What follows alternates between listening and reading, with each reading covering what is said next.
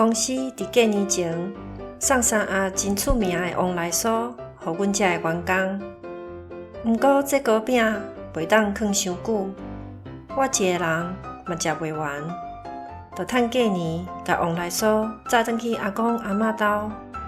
大人囡仔一人一块，真紧就烧了啊！大家学落甲会答志，颠倒是我较歹势，讲我这是别人的桌顶硬肉饲大家啦。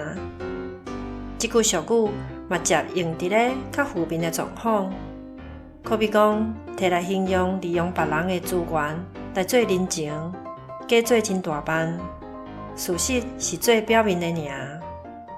话讲倒转来，食着旺来酥的人拢无要伊，因为即间饼店便拿我过年，排队的人是落长，会当免排队就食着，大家是真欢喜呢。